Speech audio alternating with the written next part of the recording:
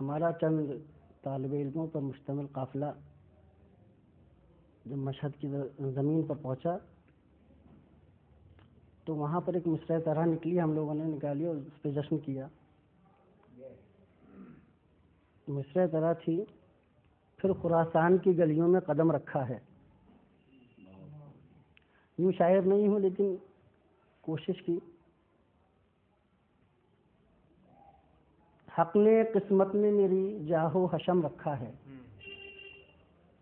حق نے قسمت میں میری جاہو حشم رکھا ہے، کیونکہ تقدیر میں شبیر کا غم رکھا ہے. حق نے قسمت میں میری جاہو حشم رکھا ہے، کیونکہ تقدیر میں شبیر کا غم رکھا ہے. اور لوح محفوظ سے الفاظ اتر کر آئے، لوح محفوظ سے الفاظ اتر کر آئے، مدھ میں جب تیری کاغذ پہ قلم رکھا ہے. مدھ میں جب تیری کاغذ پہ قلم رکھا ہے، اور کل تیرے واسطے بن جائے گا دوزخ مامون. کل تیرے واسطے بن جائے گا دوزخ مامون. تو نے شربت میں ملا کر جو یہ سم رکھا ہے، تو نے شربت میں ملا کر جو یہ سم رکھا ہے. اور علم دے کے دعوت مجھے مشہد کی میرے مولا نے، دے کے دعوت مجھے مشہد کی میرے مولا نے، ایک آسی کی محبت کا بھرم رکھا ہے. ایک آسی کی محبت کا بھرم رکھا ہے. دے کے دعوت مجھے مشہد کی میرے مولا نے، ایک آسی کی محبت کا بھرم رکھا ہے. اور علم ایمان و یقین طرز تکلم لینے گرا ہے کہ علم ایمان و یقین طرز تکلم لینے، پھر خراسان کی گلیوں میں قدم رکھا ہے. علم ایمان و یقین طرز تکلم لینے، علم ایمان و یقین طرز تکلم لینے، پھر خراسان کی گلیوں میں قدم رکھا ہے. صلوات علی محمد و آل محمد.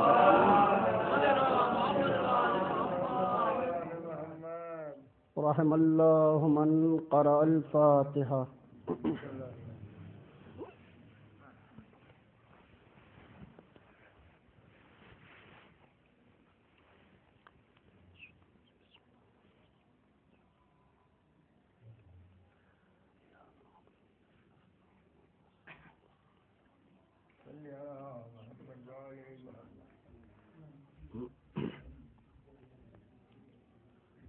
ما شاء اللہ لا حول ولا قوة الا باللہ العلی العظیم. اعوذ باللہ من الشیطان اللعین الرجیم.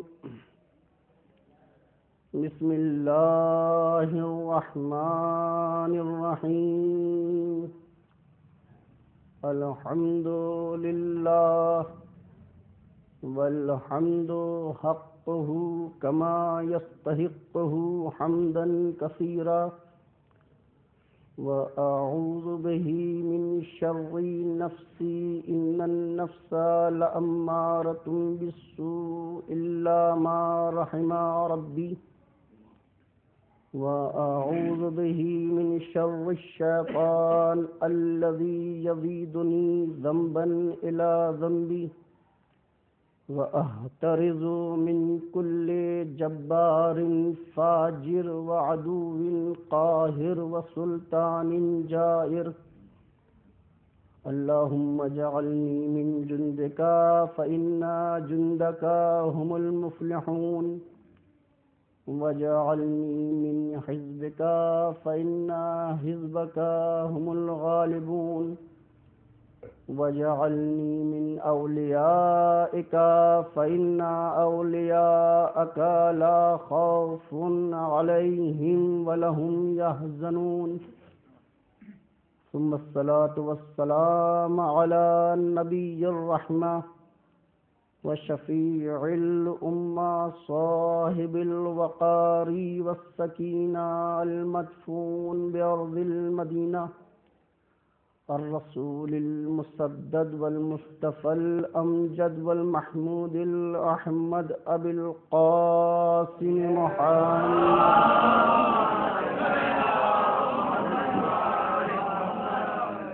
وعلى أهل بيته الطيبين الطاهرين المعصومين المظلومين المنتجبين المنتخبين ولعنة الدائمة الباقية على أعدائهم وغاصبي حقوقهم ومنكري فضائلهم ومصائبهم أجمعين من الآن إلى قيام يوم الدين. أما بعد فقد قال الله الحكيم في القرآن الكريم بسم الله الرحمن الرحيم أولئك على هدى من ربهم وأولئك هم المفلحون. صلوات الله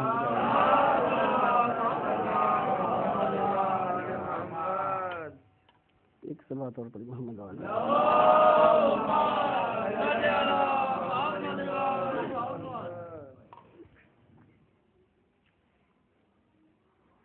یہ بات کہنے میں میں کوئی عار محسوس نہیں کر رہا ہوں کہ میں فن ذاکری سے نابلد ہوں، مگر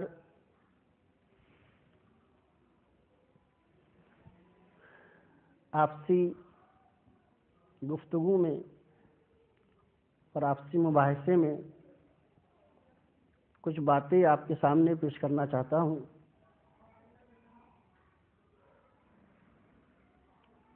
اب سے چند دن کے بعد تاج پوشی امام زمانہ عجل اللہ فرجہ الشریف ہے.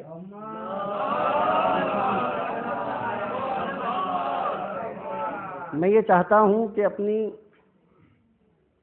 بحث کو موضوع امام زمانہ کے ارد گرد ہی لے کر کے چلوں. مگر یہ موضوع اتنا عظیم ہے، یہ موضوع اتنا بلند ہے کہ اگر میں یہ سوچ لوں کہ اس 30-35-40 منٹ کی تقریر میں میں آپ لوگوں کو امام زمانہ کا عارف بنا دوں تو یہ میں غلط سوچ رہا ہوں.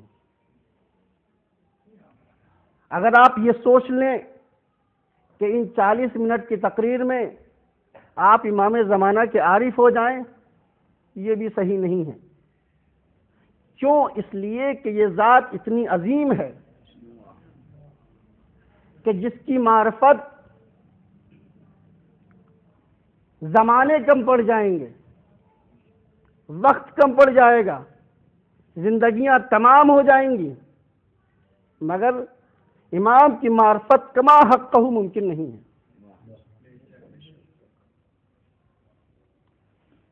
اللہ نے اس وقت تک جتنی زندگی اپنے بندوں کو انفرادی طور پر عطا کی ہے، وہ زندگی مجھے مل جائے اور وہ زندگیاں آپ میں تقسیم ہو جائیں، مجھے بحیثیت خطیب زندگی ملے، آپ کو بحیثیت سامع زندگی ملے، مجھے بحیثیت خطیب زندگی ملے، آپ کو بحیثیت سامع زندگی ملے، اور پروردگار عالم ہمیں نیازہائے بشری سے بے نیاز کر دے. یعنی ہمیں نیند نہ آئے، ہمیں اونگ نہ آئے، ہمیں بھوک نہ لگے، ہمیں پیاس کی شدت کا احساس نہ ہو، میں پڑھتے نہ تھکوں، آپ سنتے نہ تھکیں، پڑھنے کا دور چلتا رہے، سننے کا دور چلتا رہے، آدم سے لے کر خاتم تک کا علم، جناب جبرائیل سے لے کر جناب سلسائیل تک کی عقل ملکوتی میرے خانہ ادراک میں رکھ دی جائے، میں پڑھتے نہ تھکوں، آپ سنتے نہ تھکیں، یہ منٹ یہ سیکنڈ منٹوں میں بدل جائیں، یہ منٹ گھنٹوں میں تبدیل ہو جائیں، یہ گھنٹے دنوں میں تبدیل ہو جائیں، یہ دن ہفتوں میں چلے جائیں، یہ ہفتے مہینوں میں چلے جائیں، یہ مہینے سالوں میں بدل جائیں، یہ سال صدی میں بدل جائے، یہ صدی قرنوں میں بدل جائیں، یہ قرن زمانوں میں بدلیں، یہ زمانہ دہر میں بدلے، یہ دہر سرمد میں بدلے، یہ سرمد ابدیت میں بدل جائے، اور ہم اس وقت محسوس کریں گے کہ کروڑ سال پڑھنے اور سننے کے باوجود آج بھی ہم اسی معرفت کے زینے پر ہیں جس دن پہلے تھے۔ صلوات پڑھی محمد و آل محمد۔ امامت کی معرفت آسان کام نہیں ہے، بس چند باتیں ہیں، اگر ہمیں امام کو سمجھنا ہے تو ہم ان کی ذات کے اعتبار سے امام کو نہیں سمجھ سکتے، ہم اپنی عقل کے اعتبار سے ان کو سمجھ سکتے ہیں، ورنہ ہماری عقل محدود ہیں اور امامت کے کمال لامحدود ہیں ہماری عقلوں کی بنسبت۔ بس چند باتیں ہیں جو آپ کے سامنے پیش کروں گا۔ ہم اور آپ دن میں ہر نماز کے بعد زیارت پڑھتے ہیں، جب امام زمانہ کی زیارت پڑھتے ہیں تو کیا پڑھتے ہیں؟ صلوات پڑھی محمد و آل محمد۔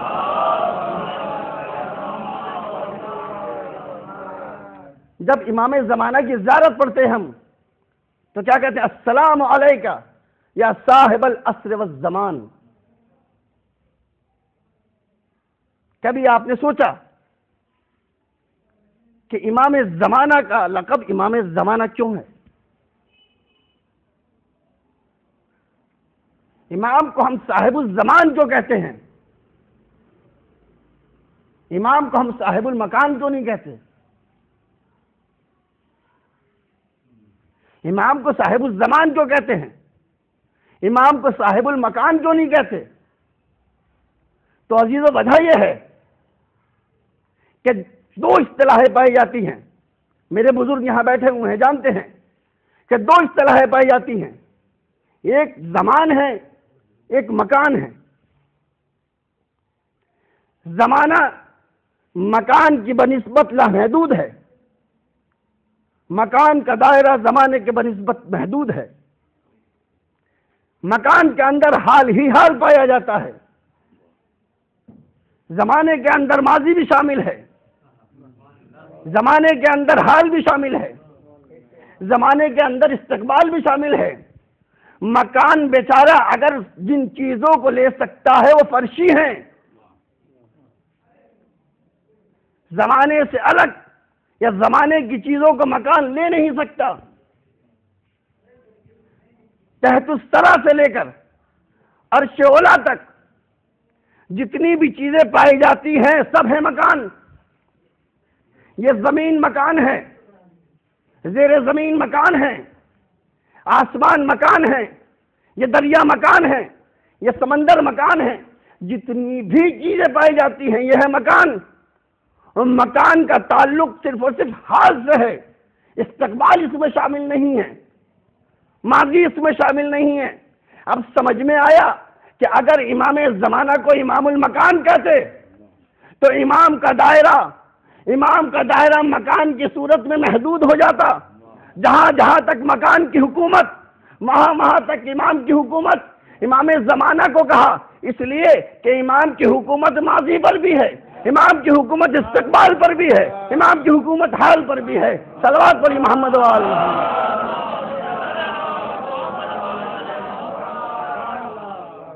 اچھا تو امام زمانہ کون ہے؟ امام زمانہ کون ہے تو میں نہیں کہتا، سنی عالم جب امام زمانہ کی اصطلاح کی روشنی میں لکھتا ہے تو لکھتا ہے کہ امام زمانہ وہ ذات ہے جو زمانے سے الگ ہو. کیوں؟ اس لیے کہ امام زمانہ صاحب العصر والزمان. جو صاحب ہوتا ہے وہ کسی چیز، جس چیز کا صاحب ہوتا ہے اس پر ڈیپینڈ نہیں ہوتا. صاحب العصر والزمان ہے امام زمانہ، یعنی زمانے سے الگ ہیں، زمانے کے اندر نہیں ہیں. نہ ماضی کی ان کے اوپر حکومت ہے، نہ حال کا ان کے اوپر اختیار ہے، نہ استقبال کا کہیں سے ان کے اوپر حکومت ہے. ان سے الگ ہیں تبھی تو صاحب ہیں، ان سے الگ ہیں تبھی تو صاحب ہیں. اور شاید یہی وجہ ہے کہ ماضی، ہم اور آپ جو اس دنیا میں ہیں، ہم اور آپ جو اس دنیا میں رہتے ہیں، ہمارے اوپر ماضی کا اثر بھی ہوتا ہے، ہمارے اوپر استقبال کا اثر بھی ہوتا ہے، ہمارے اوپر حال کا بھی اثر ہوتا ہے. ایک وقت میں نہ تھے، ہوئے. ہمارا وجود نہ تھا، ہوا. بچے کی صورت میں بچہ دھیرے دھیرے بڑھا، زمانے کا اثر ہوا. لڑکپن میں آیا، پھر زمانے کا اثر ہوا. لڑکپن سے جوانی میں آیا، زمانے نے پھر اثر دکھایا. جوانی سے بڑھاپے کی طرف گامزن، زمانے نے پھر اثر دکھایا. اب وہ ہمارا جسم جو کبھی تھا وہ ہو گیا کمزور، جو ہم صحت یافتہ تھے وہ ہو گئے بیمار. کیوں؟ اس لیے کہ ہم محتاج ہیں زمانے کے، زمانے کے اندر ہیں تو محتاج ہیں. اور امام زمانہ چونکہ زمانے کے اندر نہیں ہے، لہذا زمانے کے محتاج نہیں ہے، زمانہ ان کا محتاج ہے. یہی تو وجہ ہے جب میرا اور آپ کا ایمان ظہور کرے گا تو عین جوانی کی حالت میں ظہور کرے گا. نہ ماضی کا اس کے اوپر اثر، نہ حال کا اس کے اوپر اثر، نہ استقبال کا اس کے اوپر اثر. صلوات پڑھی محمد و آل محمد.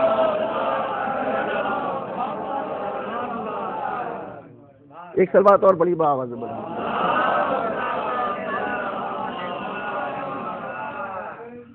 اچھا، امام زمانہ کی ایک اور خصوصیت، کون ہوگا امام زمانہ؟ امام زمانہ کی ایک خصوصیت یہ ہے کہ امام وہ ہوتا ہے جس کے اندر وقت کی قوت موجود ہوتی ہے، جس کے اندر قبض کی قوت موجود ہوتی ہے. کیا مطلب؟ یعنی جب چاہتا ہے زمانے کو سمیٹ لیتا ہے، جب چاہتا ہے تو زمانے میں وسعت پیدا کر دیتا ہے. امام زمانہ کون ہوگا؟ امام زمانہ ایک وہ ہوں گے کہ ان کے اندر صلاحیت ہو کہ وہ جب چاہیں زمانے کو سمیٹیں، جب چاہیں زمانے کو پھیلا دیں. نہیں، بات سمجھ میں نہیں آئی؟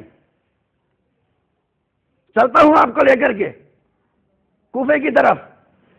میرا اور آپ کا امام اول حضرت علی ابن ابی طالب علیہ السلام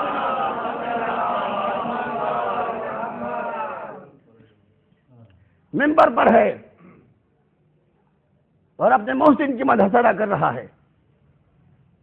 امام زمانہ ہے وہ اپنے وقت کے، مولا کائنات اپنے وقت کے امام زمانہ ہے. امام حسن اپنے وقت کے امام زمانہ ہے. امام حسین اپنے وقت کے. جو امام اپنے زمانے میں ہے اس زمانے کا امام ہے، امام الزمان ہے وہ. تو خطبہ ارشاد فرما رہے ہیں کیا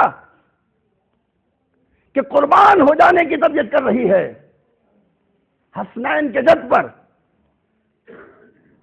کتنے راز پوشیدہ ہے پیغمبر اسلام کی زندگی میں، حیات طیبہ میں، کہ آپ معراج پر گئے. عالم یہ ہے کہ زنجیر دل ہل رہی ہے، بستر جو کا تو گرم ہے، وضو کا پانی جیسا بہ رہا تھا بہ رہا ہے. اور ادھر کا عالم یہ ہے کہ روایت کہتی ہے کہ 18 سال کی وقفہ تھا جو وہاں پر گزار کے آئے رسول گرامی اسلام. ایسا نہیں ہے کہ حق کی بات ماننے والے ہر زمانے میں موجود ہوں. جب امام کا یہ خطبہ جاری اور ساری تھا تو ایک شخص کو کچھ شک سا ہونے لگا، یہ بھی کوئی جادوگری ہے، یہ بھی ممکن ہو سکتا ہے کہ معراج بھی ہو جائے، 18 سال رہ کر کے بھی چلے آئیں، بستر گرم رہے، زنجیریں در ہلتی رہے۔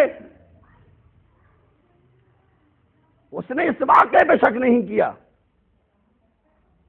امام کی اور نبی کی قدرت کمال پہ شک کیا تھا۔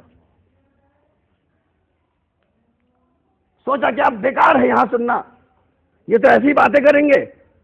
ممبر سے نکلا، گھر پہ آیا، جیسے ہی گھر پہ آیا تو دیکھا زوجہ ہے جو مچھلی کو بنا رہی ہے۔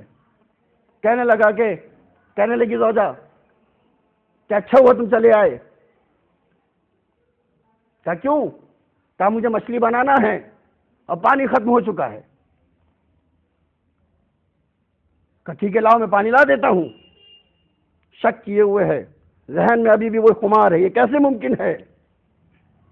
پانی لینے کے لیے گیا دریا کے اوپر، گرمی کا زمانہ، سوچا پانی بھر لیا ہے چلو نہا لیں۔ نہانے کی غرض سے پانی میں ڈبکی لگائی، ڈبکی لگا کے جو سر اٹھایا تو عجب منظر، جگہ بدلی ہوئی، عالم بدلا ہوا، وقت بدلا ہوا، اور تو اور جنس بھی بدلی ہوئی۔ ڈبکی لگائی مرد نے، نکلی عورت۔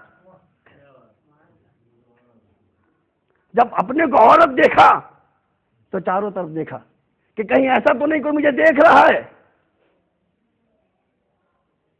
قریب کے مکانات میں ایک شخص نے اس کو پناہ دی،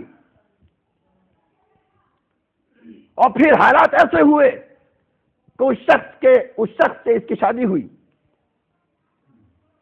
شادی ہونے کے بعد 18 سال تک یہ شخص کہوں یا کیا کہوں، بہرحال یہ شخص اس کی زوجیت میں رہی، اب تو رہی کہوں گا جب شادی ہو گئی تو 18 سال تک اس کی زوجیت میں رہی، اور اس سے 5 بچوں کو جنا۔ اس نے 5 بچوں کو جنا۔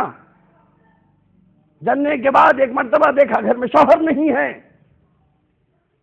کھانا بنانے کے لیے پانی کی ضرورت پڑ رہی ہے، گھر میں پانی نہیں ہے۔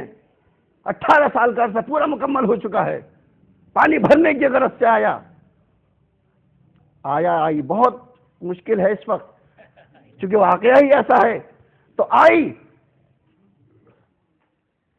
5 بچوں کو جننے کے بعد پانی بھرنے کی غرض سے وہ دریا کے قریب آئی، ادھر ادھر کا نظارہ دیکھا، کہا کوئی نہیں ہے، گرمی ہے چلو نہا لیتی ہوں، گرمی ہے چلو نہا لیتی ہوں۔ اب اس نے ڈبکی لگائی،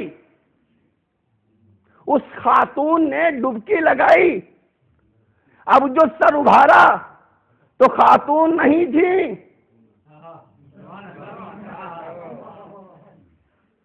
وہی شخص، وہی وقت، وہی زمانہ، وہی پانی۔ جلدی سے پانی کو لیا۔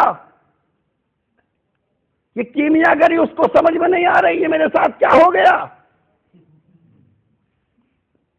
آیا ڈرتے ہوئے کہ وہ تو سوچ رہا ہے نا کہ میں نے 18 سال کا عرصہ وہاں گزارا ہے، ڈرتے ہوئے آیا، دیکھو جگہ تو نہیں بدل گئی، مگر کوفے کو جو کا تو پایا۔ گھر پہنچا تو ڈرتے ہوئے گھر میں قدم رکھے، دیکھا بیوی جو کی تو مچھلی صاف کر رہی ہے، بیوی جو کی تو مچھلی صاف کر رہی ہے۔ کہا آج تو ڈانٹ پڑے گی۔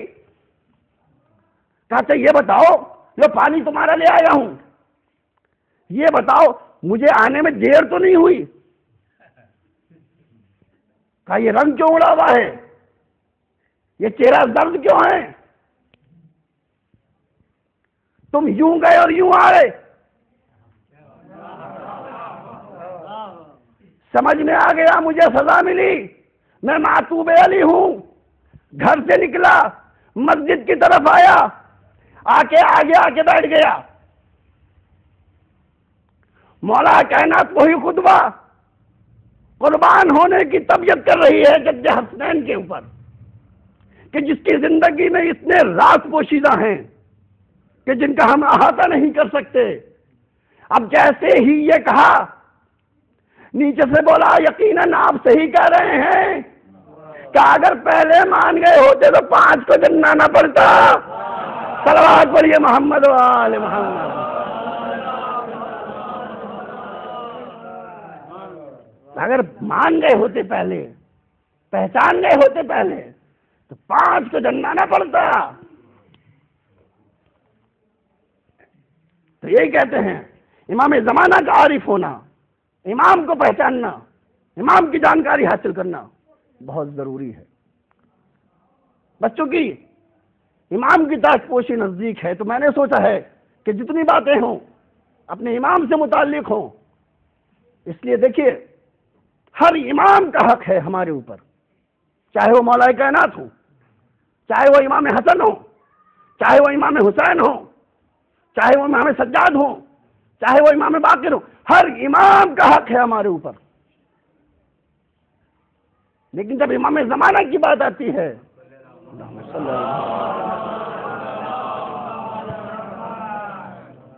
جب امام زمانہ کی بات آتی ہے تو یہ حق دوبالا ہو جاتا ہے. کیوں؟ ایک امام، دوسرے کہ ہمارے زمانے کے امام، تو ان کو پہچاننا بہت ضروری ہے. تو عزیزو حقوق کی بات آئی ہے تو بس میں چند حقوق گناؤں گا اور پھر ربط مسائل.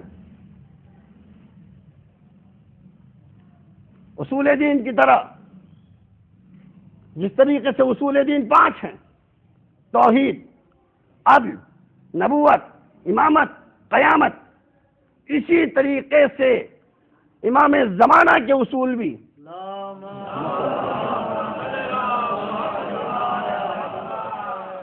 جو علماء نے گنائے ہیں وہ 5 ہیں. جس طریقے سے اصول دین سے نہ جانے کتنی شقیں نکلتی ہیں، اسی طریقے سے ان 5 حقوق سے بھی نہ جانے کتنے حقوق نکلتے ہیں. تو امام کا سب سے پہلا حق، ہم امام کی رعایا ہیں، وہ ہمارے امام ہیں، وہ ہمارے آقا ہیں، وہ ہمارے مالک ہیں، وہ ہمارے وارث ہیں. اس جہل سے امام کا سب سے پہلا حق جو ہم پر ہوتا ہے وہ یہ ہے کہ ہم انہیں پہچانیں کہ امام کون ہیں. ذہن میں بات آ سکتی ہے کیوں پہچانے بھائی؟ کیا ضرورت ہے پہچاننے کی؟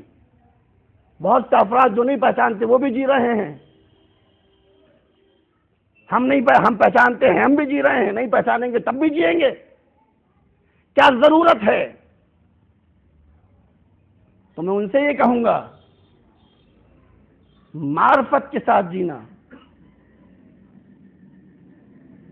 یہ مقصد حیات انسانی ہے.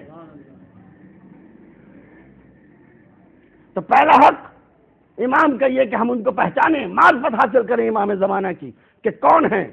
آج ہمارے ذہنوں میں، آج ہمارے معاشرے میں، آج ہماری سوسائٹی میں امام زمانہ سے متعلق بہت سی سیمینار ہوتی ہیں، لیکن آج بھی ہم اتنے عارف نہیں ہیں جتنا عارف ہمیں ہونا چاہیے امام زمانہ کے سلسلے سے.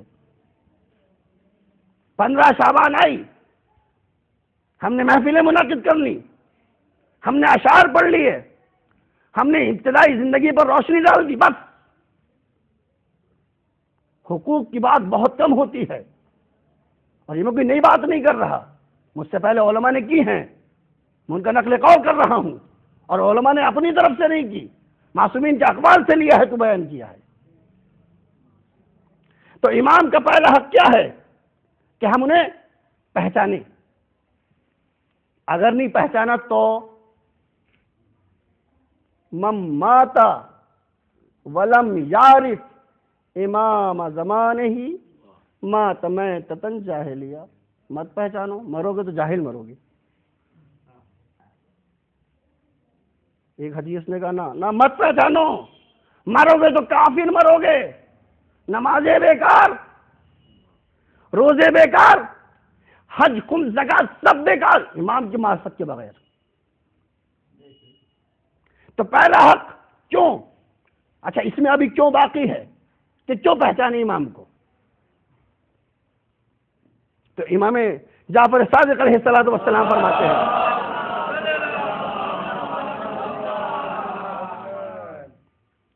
جب تک اپنے کو علم توحید سے مس نہ کریں گے اس وقت تک امام کی معرفت ممکن نہیں۔ آئیے سب چلیں بارگاہ خداوندی میں اور امام کے اس قول کو کہیں، اللہم عرفنی نفسک، پروردگار مجھے اپنی ذات کا عارف بنا دے۔ کیوں؟ اگر میں اللہ کی ذات کا عارف نہ ہوا تو اس کا نقصان کیا ہے؟ فَإِنَّكَ لَمْ تُعَرِّفْنِي نَفْسَكَ لَمْ أَعْرِفْ رَسُولَكَ، اگر تجھے نہ پہچانا تو تیرے رسول کی معرفت بھی ممکن نہیں۔ تو خدا کو نہ پہچاننے کا نقصان کیا ہے کہ اس کے رسول کو نہیں پہچان سکتا۔ اللہم عرفنی رسولک، پروردگار مجھے اپنے رسول کا عارف بنا دے۔ جس طریقے سے تیری ذات کا پہچاننا میرے ہیتا امکان میں نہیں تھا، اسی طریقے سے تیرے رسول کو پہچاننا بھی میرے بس کی بات نہیں۔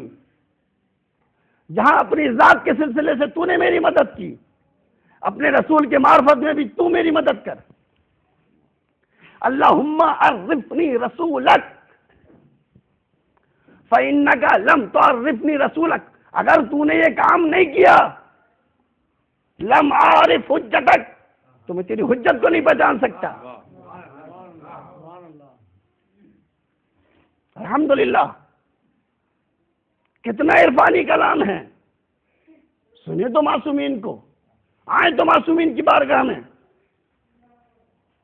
خدا کی معرفت ممکن نہیں مگر خدا چاہے، خدا توفیق دے۔ جب خدا کی معرفت ہو گئی تو ہمیں اس کے رسول کی معرفت حاصل ہوگی، اب اس کے رسول کی معرفت ہو گئی تو ہمیں حجت کی معرفت حاصل ہو جائے گی۔ اللہم عرفنی حجتک، اچھا یہ آ سکتا ہے ذہن میں کہ پروردگار کیوں حاصل کروں معرفت تیری حجت کی؟ کیا غرض پڑی ہے؟ ایسے ہی رہ جاؤں؟ کہ اللہم عرفنی حجتک، پروردگار تو مجھے اپنی حجت کی معرفت عطا کر۔ کیوں؟ فَإِنَّكَ لَمْ تُعَرِّفْنِي حُجَّتَكَ ضَلَلْتُ عَنْ دِينِي، اس لیے اگر تو نے مجھے اپنی حجت کا عارف نہ بنایا تو میں دین سے گمراہ ہو جاؤں گا۔ یعنی خدا کو نہ پہچاننے کا نقصان، اس کے نبی کی معرفت ممکن نہیں، اس کے نبی کو نہ پہچاننے کا نقصان، اس کی حجت کی معرفت ممکن نہیں، اور اس کی حجت کو نہ پہچاننے کا نقصان دین سے گمراہ ہو جاؤں گا، دیندار نہ رہوں گا۔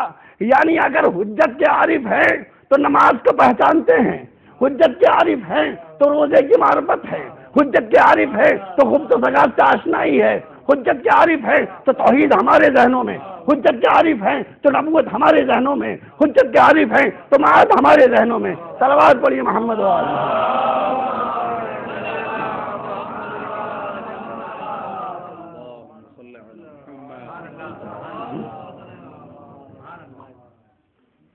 تو امام زمانہ کا پہلا حق یہ ہے کہ ہم ان کے عارف ہو جائیں۔ اچھا دوسرا حق کیا ہے؟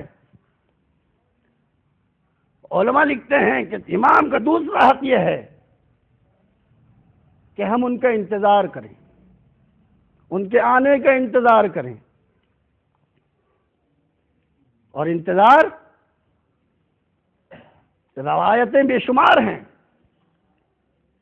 رسول گرامی اسلام فرماتے ہیں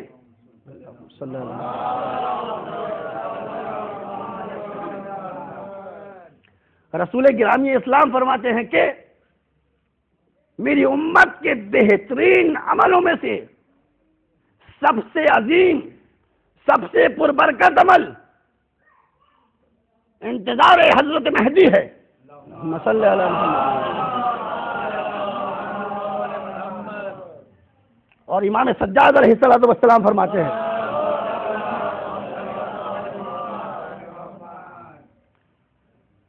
کہ میرے نانا کی امت میں سے وہ امت تو غیبت کبریٰ کے زمانے میں امام ہادی کا انتظار کرے، امام مہدی کا انتظار کرے، اس امت سے عظیم، اس امت سے پربرکت، اس امت سے بلند و بالا کوئی امت نہیں ہے۔ انتظار کی ایک فضیلت یہ ہے۔ اچھا، قرآن مجید کی طرف رجوع کریں تو اللہ نے انتظار کرنے کی دعوت بھی دی ہے۔ قل کل متربص فتربصوا، کہاں ہو تم؟ سب چیزیں، ہر شخص انتظار میں ہے، تم بھی انتظار کرو۔ دریا، سمندر، خشکی، زمین، آسمان، نباتات، جمادات، حیوانات، انسانات جتنے بھی ہیں سب اس کے منتظر، تو تم بھی انتظار کرو۔ اچھا، ایک جگہ اور بھی ہے کہ اے رسول اپنی پیاری زبان سے کہہ دیجئے انی معکم منتظرین، کہ تم انتظار کرو اور تمہارے ساتھ میں بھی انتظار کر رہا ہوں۔ تو امام ہادی کا انتظار صرف مومنین کا انتظار نہیں ہے، امام ہادی کا انتظار اس کے رسول کا انتظار بھی ہے۔ قرآن ایک قدم آگے بڑھا کہ صرف مومنین انتظار نہیں کر رہے، صرف رسالت انتظار نہیں کر رہی، بلکہ رسالت کے ساتھ توحید بھی پردہ غیب میں بیٹھ کے اس کے آنے کا انتظار کر رہے ہیں۔ صلوات پڑھیے محمد و آل محمد۔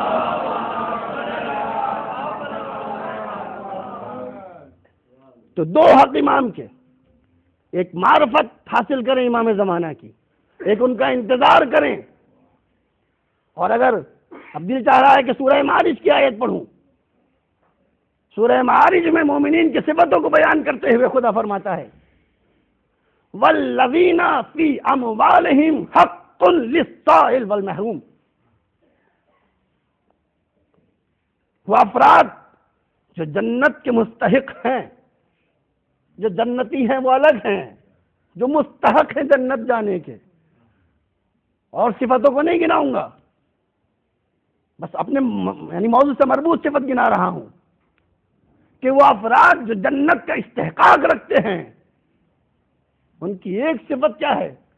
والذین فی اموالہم، اپنے مال میں حق رکھتے ہیں۔ کس کے لیے؟ للسائل، سائل کے لیے، وللمحروم، اور محروم کے لیے۔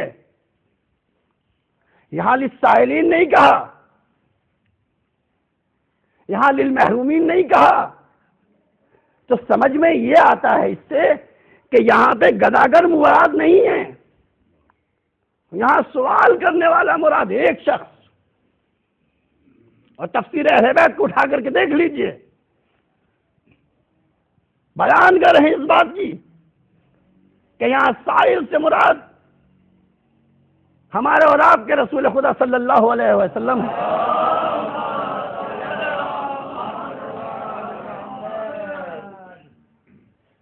جنہوں نے سوال کیا امت سے، قل لا اسألکم علیہ اجرا الا المودۃ فی القربى، بہت آتے ہو کہنے کے لیے ہماری راہ میں، ہمیں سیدھا کرنے کے لیے، ہمیں بت پرستی سے نکال کر توحید کی شاہراہ پر لانے کے لیے بڑی زحمتیں اٹھائی ہیں آپ نے، بڑی کاوشیں اٹھائی ہیں آپ نے، کچھ لے لیجئے، کیا دو گے؟ دولت تو میرے گھر کی کنیز ہے۔ ارے جب دولت والوں نے مجھے دولت دینا چاہی تو میں نے کیا کہا تھا؟ سورج لے آؤ، چاند لے آؤ، اپنی راہ سے منحرف نہیں ہوں گا۔ تو تمہیں دولت کا لالچ دے رہے ہو؟ ہاں، تو ارشاد خداوندی کہ کہہ دیجئے ان سے کہ کچھ نہیں چاہیے، تمہارے پاس ہے ہی نہیں دینے کے لیے جو میں لینا چاہ رہا ہوں۔ ہاں اگر تمہیں اتنا احساس ہے کہ میں نے تمہارے ساتھ کچھ کیا ہے، تمہارے لیے میں نے زحمتیں اٹھائی ہیں، تمہارے لیے میں نے صعوبتیں اٹھائی ہیں، تو تم کچھ اجر دینا چاہتے ہو تو میری آل سے محبت کرو، میرے اہل بیت کو دوست رکھو، میرے اہل بیت کو چاہو، انہیں تکلیف نہ دو، ان کی تکلیف میری تکلیف ہے۔ اور دوسرا حق، حق للمحروم، ایک وہ جس نے سوال کیا اس کا حق، ایک وہ جو سوال کرنے سے محروم رہ گیا اس کا حق۔ اگر تفسیر کے دروازے کھٹکھٹائیں تو ہم کو ملے گا کہ یہاں محروم سے مراد ہمارے اور آپ کے امام زمانہ ہیں جو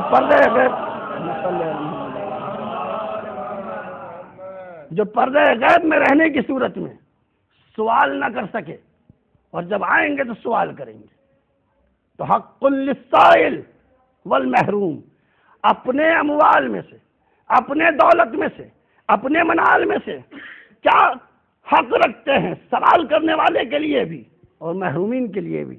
دیکھیے بہتر جانتے ہیں آپ لوگ اور علماء کا مجمع ہے کہ اس بات سے نفی ماذا نہیں ہوتا، یہ آیت بعض آیتوں کی تفسیر ہیں، اس کا مطلب یہ نہیں کہ اور اس کی تفسیر نہیں ہو سکتی۔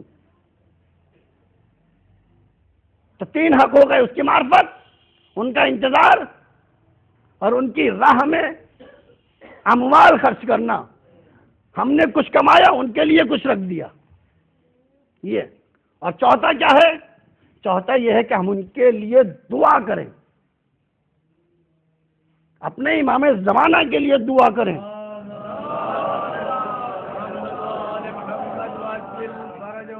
کتنی تاکید ہے دعاؤں کی کہ اپنے لیے بعد میں کرنا، پہلے پڑوسیوں کے لیے کرنا، اس لیے کہ تم اپنے لیے تو گناہگار ہو، لیکن جب پڑوسیوں کے لیے کرو گے تو تمہاری زبان معصوم ہو جائے گی، اور معصوم کی زبان سے نکلا ہوا کلمہ کبھی حق رائد نہیں کرتا، پلٹتا نہیں اس کی بارگاہ سے۔ لہذا پہلے پڑوسیوں کے لیے دعا کرو، اور وہ امام تو ہمارے بالکل شہر کے حیات سے قریب ہے جیسے خدا۔ میں دونوں کو ایک جگہ پہ لا کے کھڑا نہیں کر رہا ہوں، لیکن امام بہت قریب ہے، ہمارے دل میں ہے امام، تو اس کے لیے دعا کرو، اس کے لیے دعا کرو۔ پروردگار امام زمانہ خیریت سے رہیں، پروردگار امام زمانہ خیریت سے رہیں، دشمنوں کے شر سے محفوظ رہیں۔ جس طریقے سے وہ انتظار کر رہے، ہم انتظار کر رہے ہیں، وہ بھی انتظار کر رہے ہیں، پروردگارہ ان کے ظہور میں تعجیل فرما۔ یہ سب دعا ہے، یہ سب دعا ہے، اور کیا ہے؟ تو ہم ان کے لیے دعا کریں۔ بھائی کیوں کریں ان کے لیے دعا؟ ان کے آنے کا فائدہ ہی کیا ہے؟ یہ دیکھیں چھوٹے چھوٹے سوال ہیں، مگر ہمارے ذہن میں یہ سوال جگہ بنا چکے ہیں۔ ان کے آنے کا فائدہ ہی کیا ہے؟ اور روایتوں میں ہے بھی کہ کچھ اس طریقے سے اسلام پھیلا ہوا ہوگا کہ جب امام آئیں گے اور اسلام کی اصلاح کریں گے، سب کہیں گے اپنا نیا دین لے کر کے آئے ہیں، کیوں چلے آئے، ہم ہی کافی تھے، کیوں کرے دعا؟ ہماری حال سے واقف ہے وہ کہ نہیں ہے؟ بس ایک مثال دوں گا اور پھر آ جاؤں گا اپنے رفت مذاہب کے لیے۔ معصوم فرماتے ہیں ان الامام بمنزلۃ القلب فی الجسد، امام کی مثال اس طریقے سے ہے جیسے جسم انسانی میں دل ہوا کرتا ہے۔ اب یہ کہنا کہ امام متوجہ نہیں ہوتے، ہماری پریشانی نہیں سنتے، آج کل کے ایام ایک ایسے ایام ہے کہ امام کوئی کم پریشان نہیں ہے، لیکن ایسا نہیں ہے کہ آپ طبیب کے پاس جائیں، طبیب کو کوئی مرض لاحق ہو، آپ اپنے مرض کے لیے جائیں اور وہ آپ کو دارو نہ لکھے، دوائی نہ لکھے، وہ دوائی لکھے گا، اس کی اب پریشانی اپنی جگہ، مگر آپ کو اچھا کر دے گا۔ ہمارے اور آپ کے امام بھی کچھ اس طریقے سے ہے، پریشانیاں کم نہیں ہیں، لیکن وہ ہماری سنتے ہیں کیوں؟ بس دل کو ملانا ہے، دل کے تاروں کو جوڑنا ہے، ہماری آواز وہاں تک پہنچے گی۔ تو کیا ارشاد ہے؟ ان الامام بمنزلۃ القلب فی الجسد،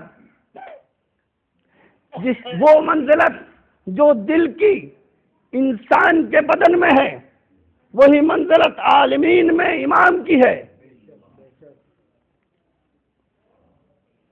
دل کی حکومت ہے نہ جانے کتنے اعضاء و جوارے پر۔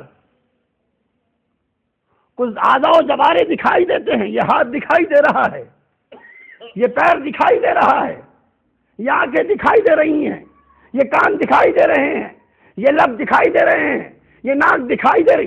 کچھ اعضاء ایسے ہیں جو دکھائی دیتے ہیں، لیکن کچھ اعضاء ایسے ہیں جو دکھائی نہیں دیتے۔ امام ظاہر پر بھی حکومت کرتا ہے، باطن پر بھی حکومت کرتا ہے۔ اب مجھے انصاف سے یہ بتائیے کہ اگر آپ کے ہاتھ میں تکلیف ہو جائے، اگر آپ کے بائیں ہاتھ میں تکلیف ہو تو کیا آپ خط کو نامہ لکھیں گے دل کے لیے کہ میرے دل میں میرے لیے تکلیف ہو رہی ہے، میرے ہاتھ میں تکلیف ہے؟ آپ کے پیر میں چوٹ لگی، آپ دل کو ایک خط لکھیں گے یا ایس ایم ایس کریں گے یا ای میل کریں گے کہ میرے پیر میں چوٹ لگ گئی، متوجہ ہو جاؤ؟ تو ہر عاقل شخص یہ کہے گا میاں کہاں کی بات کر رہے ہیں؟ دل کی خصوصیت یہ ہے کہ ادھر چوٹ لگی ادھر دل متوجہ ہو گیا، ادھر چوٹ لگی ادھر دل متوجہ ہوا، دل نے ذہن کو دوڑایا، دیکھو طبیبوں کو تلاش کرو اس کے میرے پیر میں چوٹ لگی ہے۔ اب ذہن وہ پوچھ رہا ہے طبیب کو کہ طبیب کہاں ہے، اور جو بھی اچھا طبیب ملا اس کے پاس چلے گئے، پیر کی تکلیف ختم ہو گئی۔ تو بس یہی حال ہمارے امام کا ہے، ہماری جسمانی تکلیفوں کو بھی سنتے ہیں تو اس کو رفع کرتے ہیں، روحانی تکلیفوں کو سنتے ہیں تو اس کو بھی رفع کرتے ہیں۔ صلوات پڑھیے محمد و آل محمد۔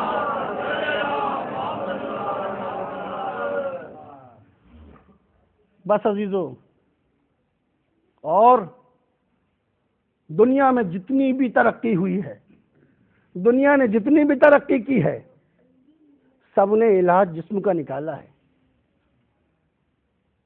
آنکھ کے اسپیشلسٹ بن گئے، گلے کے اسپیشلسٹ بن گئے، ہڈی کے اسپیشلسٹ بن گئے، متخصص ہو گئے دل کے۔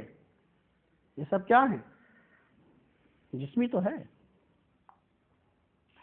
مگر کوئی یونیورسٹی ایسی نہیں ہے، کوئی دانشگاہ ایسی نہیں ہے جہاں پر جسم کے ساتھ ساتھ روح کی پرورش بھی ہو۔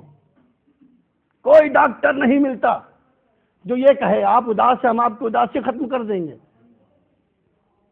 آپ کا دل بجھا بجھا سا ہے۔ ہم دیکھیں کوشش ضرور کرتے ہیں اپنی سی، اور ان کی یہ کوشش ان کو کبھی کبھی کمال تک لے جاتی ہے، لیکن ایسا کوئی متخصص نہیں جو روح کا متخصص ہو۔ لیکن جب اس کی بارگاہ سے کوئی طبیب بن کر آتا ہے تو وہ جسموں کو تو صحیح کرتا ہے، تزکیہ روح بھی کیا کرتا ہے۔ صلوات پڑھیے محمد و آل محمد۔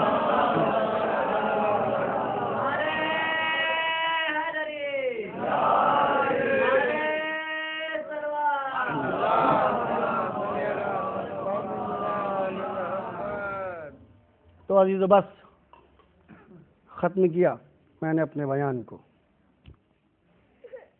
اس بیان میں اگر کچھ کوتاہی رہی ہو تو میں آپ حضرات سے معذرت خواہ ہوں،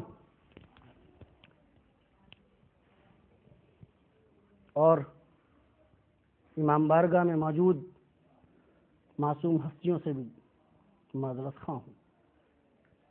اپنی طرف سے پوری کوشش یہ کی کہ آج وہ بولوں کہ جو قرب الہی کا سبب بنے۔ عزیزو، ایک حق اور ہے امام کا، مصائب میں ان کو یاد کیا جائے، ان کے مصائب میں ان کو یاد کیا جائے۔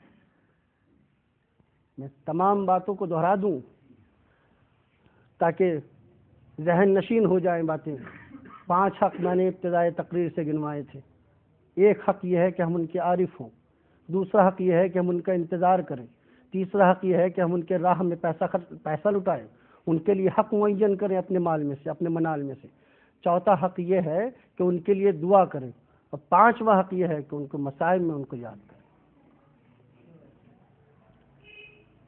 عزیزو، آج کی تاریخ بہت غم انگیز تاریخ ہے۔ آج کی تاریخ میں 2 معصوم ہم سے رخصت ہو گئے۔ محسن انسانیت کو بلکتا چھوڑ گیا، اور اس محسن انسانیت کے وسیع آج کی تاریخ میں رحلت کر گیا، شہید ہو گیا، شہید کر دیا گیا۔ عزیزو، اگر آج کے دن کو یہ کہا جائے کہ یہ دن عاشور سے کم نہیں تو بیجا نہیں ہے۔ آج کا دن مصیبتوں والا دن ہے۔ آج کے دن کی خصوصیت گناؤں میں،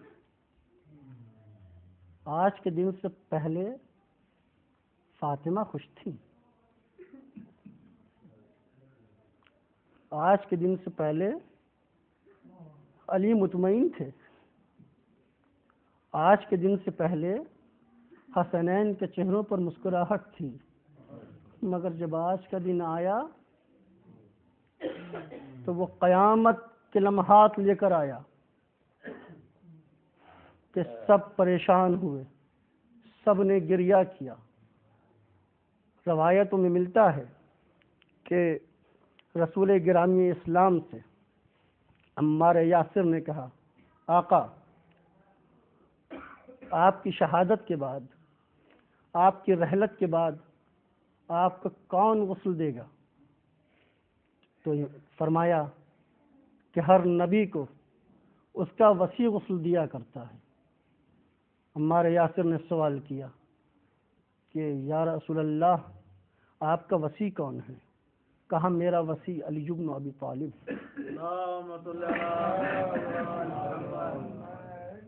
کہا یہ بتائیے کہ آپ کا وسیع آپ کے بعد کتنے دنوں تک زندہ رہے گا؟ کہا میرا وسیع میرے بعد 30 سالوں تک زندہ رہے گا۔ کہا جس طریقے سے یوشع بن نون موسیٰ کے بعد 30 سال تک زندہ رہے، اسی طریقے سے میرا وسیع بھی 30 سال تک زندہ رہے گا۔ اور اس کے بعد بلال کی طرف متوجہ ہوئے، بلال آخری مرتبہ لوگوں کو بلا لو، بلال آخری مرتبہ لوگوں کو بلا لو۔ بلال گئے، مجمع کو اکٹھا کیا، رسول گرامی نے ایک خطبہ ارشاد فرمایا، اے لوگو، تم جانتے ہو میں نے تمہارے ساتھ کیا کیا ہے، اچھائیوں کے علاوہ، ہدایت کے علاوہ، تمہیں سعادت بخشنے کے علاوہ میں نے کبھی کوئی کام نہیں کیا، لیکن اب یہ میرا آخری وقت ہے، یہ میرا آخری لمحہ ہے، یہ میرا آخری ایام ہے، تو دیکھو میرے بعد خبردار میری امت میرے اہل بیت کو نہ ستائے۔ آج کے بعد دیکھو میرے اہل بیت کو پریشان مت کرنا، میرے اہل بیت سے محبت کرنا، میرے اہل بیت سے لگاؤ رکھنا، اس لیے کہ اگر انہیں اذیت دی تو تم مجھے اذیت دو گے۔ ایک ایک چیز گنا رہے ہیں، پھر نبی کا قول آگے بڑھا، نبی کا خطبہ آگے بڑھا۔ نبی نے کہا، اے لوگو، میں نے جو وعدہ کیا تھا اللہ سے وہ پورا کیا، جو تم سے وعدہ کیا اسے پورا کیا یا نہیں کیا؟ سب نے ایک آواز میں کہا، یا رسول اللہ، جو وعدہ آپ نے ہم سے ابتدائے حیات میں کیا تھا، جو وعدہ آپ نے ہم سے ابتدائے نبوت میں کیا تھا، اس وعدے کو آپ نے وفا کیا۔ کہا دیکھو اگر کسی کا کوئی حق ہے تو وہ مجھے بتا دے، میں حق اپنی گردن پہ لے کر نہیں جانا چاہتا۔ مجمع ساکت ہے، مجمع خاموش ہے، مجمع کچھ نہیں بولتا۔ آگے بڑھے، ایک مرتبہ کہا یہ بتاؤ اگر کسی کا قصاص میرے اوپر ہے تو مجھ سے قصاص لے لے۔ جیسے ہی نبی کے زبان سے ایک کلمہ نکلا، سعادہ بن قیس آگے بڑھے اور کہا یا رسول اللہ، آپ طائف سے آ رہے تھے، آپ اپنی ناقے پر سوار تھے، آپ کے ہاتھ میں چابک تھا، آپ نے چابک کو اپنے ناقے پر مارنا چاہا، وہ چابک میری پیٹھ پر آ کر کے لگا، مجھے نہیں معلوم یہ کام آپ نے سہمن کیا یا عمدن۔ رسول نے کہا میں عمدن کام کرنے سے خدا کی پناہ چاہتا ہوں۔ کہا اگر یہ کام آپ سے خطاً سرزد ہوا ہے تو یا رسول اللہ میرا حق تو بنتا ہے۔ کہا ہاں تمہارا حق بنتا ہے۔ کہا آؤ پھر قصاص لو۔ کہا یا رسول اللہ قصاص ایسے نہ ہوگا، جس چابک سے آپ نے مجھے ضرب لگائی تھی میں اس چابک سے قصاص لوں گا۔ کہا بلال آؤ ادھر، جاؤ سیدہ کے پاس اور سیدہ سے کہنا کہ اس کے بابا نے وہ چابک مانگا ہے۔ بلال آئے، در سیدہ پر پہنچے، دق الباب کیا، کہا کیا کام ہے؟ کہا بی بی آپ کے بابا نے وہ چابک مانگا ہے جو طائف کے وقت ان کے ہمراہ تھا۔ سیدہ پریشان ہو گئیں، سیدہ غمگین ہو گئیں، چابک تو دے دیا مگر گریہ وزاری کرنے لگی، کہنے لگی بتاؤ علی یہ کیا ماجرا ہے؟ علی نے سارا ماجرا بتایا۔ کہا ابن قیس آپ کے بابا سے قصاص لینا چاہتا ہے، مگر بی بی آپ کیوں رو رہی ہیں؟ یہ تو نبی کے حق میں اچھا ہی ہے نا، جب جائیں گے تو کسی بندے کا حق ان کی گردن پہ نہ ہوگا۔ مگر اس کے باوجود بھی سیدہ ہیں جو گریہ کر رہی ہیں، سیدہ ہیں جو آنسو تھمنے کا نام نہیں لے رہے ہیں۔ اور ادھر کا منظر دیکھیے، مسجد میں آئے، چابک کو دیا، کہا ابن قیس آگے بڑھو اپنا قصاص لو۔ کہا ایسے نہیں لوں گا یا رسول اللہ، جب آپ نے ضرب لگائی تو میری پیٹھ برہنہ تھی۔ اللہ اکبر، جب آپ نے ضرب لگائی تو میری پیٹھ برہنہ تھی، بس نبی نے اپنی پیٹھ کو برہنہ کیا۔ ابن قیس آگے بڑھا، آگے بڑھنے کے بعد مہر نبوت کے بوسے لیے، بوسے لینے کے بعد وہ چابک واپس کر دیا۔ نبی نے کہا تیرے قصاص کا کیا ہوگا؟ یا نبی اللہ میں نے اسی دن واپس کر دیا تھا، اسی دن معاف کر دیا تھا، اب تو چاہتا تھا کہ آپ کے آخری وقت میں مہر نبوت کی بوسے لے لوں، مہر نبوت کے بوسے لے لوں۔ وقت یہاں ختم ہو گیا، کوئی قصاص نہیں ہوا، ابھی صرف چابک لگنے کی بات ہو رہی ہے۔ سیدہ پریشان ہو گئی۔ میں سیدے سے کہوں گا سیدہ آپ کے بابا بیمار صحیح، آپ کے بابا ناتما صحیح، آپ کے بابا مجبور صحیح، لیکن قصاص تو نہیں، چابک تو کسی نے نہیں مارا۔ سیدہ ذرا کربلا کے میدان میں آؤ، آپ کا پوتا سید سجاد، پیڑوں میں بیڑیاں، ہاتھوں میں ہتکڑیاں، گلے میں توقے خاردار، ظالم کا نیزہ۔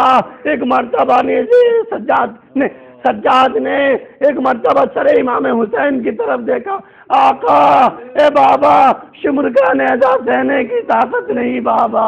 سیدہ سے کہا سید سجاد بیٹا صبر کرنا، انا للہ و انا الیہ راجعون، ورضا بقضائہ وتسلیما لامرہ، پروردگارہ بحق زہرا و ابیہا و بالہا و بنیہا و سر المستغلی فیہا، ہماری اس مختصر سی عزا کو قبول فرما۔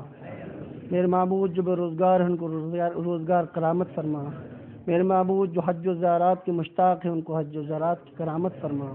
میرے معبود جو امام زمانہ کے ظہور کی تعجیل کے لیے دعائیں نہیں کرتے ہیں، میرے معبود ان کو توفیق کرامت فرما کہ ان کے لیے دعائیں کریں۔ ہمارے زمانے کے امام کو ہم سے راضی و خوشنود فرما، ان کے ظہور میں تعجیل فرما۔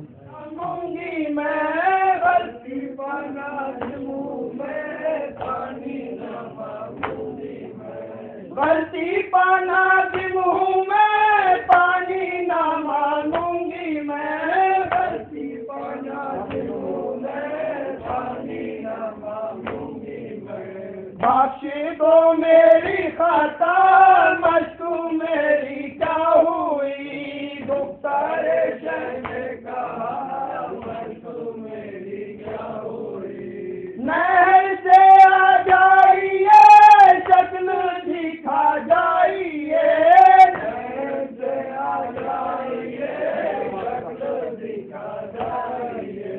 پوچھوں گی نا بخدا مشق میری کیا ہوئی گفتار شہنے کا مشق میری کیا ہوئی آئے نہ جو نہر سے بیٹھی ہوں میں دیر سے آئے نہ جو نہر سے بیٹھی ہوں میں دیر سے آئے نہ جو نہر سے بیٹھی ہوں میں دیر سے آئے نہ جو نہر سے بیٹھی ہوں میں دیر سے آیا عالم خون بھرا مشق میری کیا ہوئی گفتار شہنے کا مشق میری کیا ہوئی میری پھوپھی دیر سے کھولے ہوئے سر کے بال میری پھوپھی دیر سے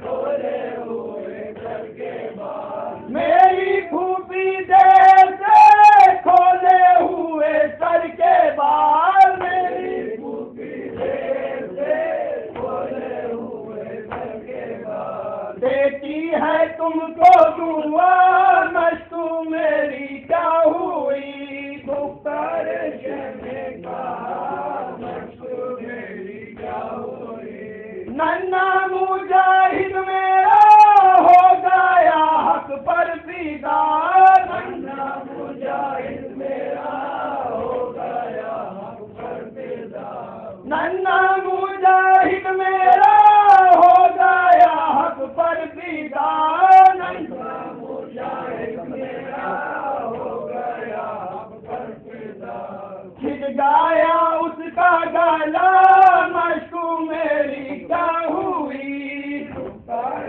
شہنے کا مشق میری کیا ہوئی بیٹھے ہیں بچے سبھی آس لگائے ہوئے بیٹھے ہیں بچے سبھی آس لگائے ہوئے بیٹھے ہیں بچے سبھی آس لگائے ہوئے بیٹھے ہیں بچے سبھی آس لگائے ہوئے آئیے جلدی ذرا مشق میری کیا ہوئی گفتار شہنے کا مشق میری کیا ہوئی